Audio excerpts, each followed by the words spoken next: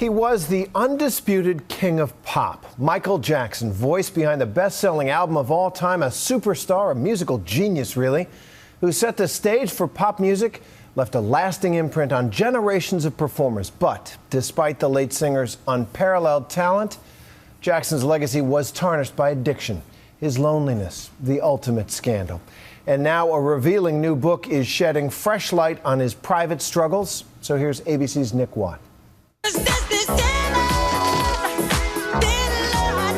There hasn't been anyone that famous in a single moment as he was, during Thriller time. I think that was probably the peak of celebrity for a human being. Randall Sullivan, the highly acclaimed journalist, has spent 3 years getting behind the mask of the most celebrated entertainer our world has ever known. It's a tale of family, fame, lost childhood, and startling accusations that you won't have heard before. The portrait of a prescription drug addict who could spend $250,000 on a shopping spree without thinking. The shopping, like the drugs, was a painkiller for him. Apparently, Michael Jackson would often call business partners and ask them to bring round bags of cash. In one case, there's a phone call where he's asking Mark for $7.5 million. For some reason, he put it was like a French fry bag or something, and gave it to Michael. And so that became an in-joke of, well, I want you to supersize this order. So he wanted to have money he actually got to put in his pocket. To him, that was real money. I mean, that's like a child. He was, yes. A man-child who couldn't leave fame or family behind. Michael was tired of being a song and dance man. He didn't want to perform on stage from the time, from the time of the History Tour, which was 1995, 1996. Jackson wanted to be an actor. He had wanted to buy the rights to every Marvel character before anyone else thought of making them into movies. He wanted to play Spider-Man. How that would have worked, I don't know. And he wanted to play Willy Wonka, but he didn't get that role either. Jackson claimed to be a child trapped in an adult world.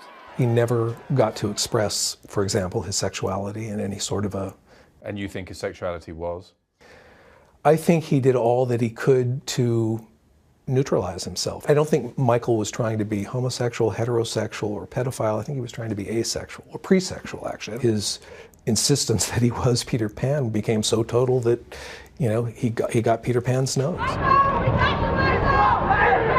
There were, of course, the accusations that Jackson's love of children was, in fact, sexual. There's no proof he molested anyone. He was cleared of the only accusation that ever made it to trial, but he admitted to sharing a bed with prepubescent kids. He shared a bed with dozens of children. Correct. Now, why did he want to share a bed? He wanted to be a child himself. He wanted to believe that he was another 12-year-old or 13-year-old. I mean, that was the goal. He saw himself. He wanted a sleepover. He wanted a sleepover. He felt he didn't get childhood. Because he was a star, perhaps too soon.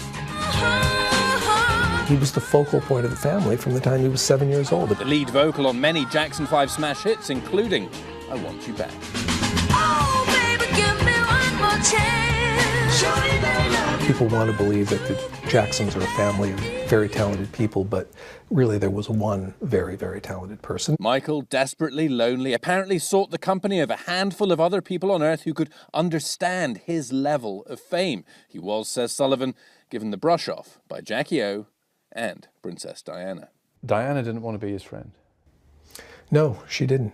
For lack of a better word, I think she was a little creeped out by him because of the intensity of his desire to be with her. In the book, Sullivan describes how various people, including Michael Jackson's wife, Lisa Marie Presley, were beguiled by the star's intelligence and charm. I developed a deep affection for Michael that I didn't see coming. It seems that you've fallen for the Michael Jackson spell as well. Well, I hope that what I fell for was what was good about him. I don't think I ever was blinded to the aspects of Michael's character that are not so attractive or that are questionable. The ultimate question is, did Michael Jackson ever molest a child?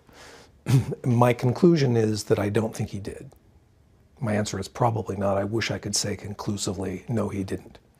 I can't. There is a shadow of doubt. And I had to come to accept that I was going to have to live with that. And I think anyone who's honest about Michael will have to live with it too. I'm Nick Watt for Nightline in Los Angeles.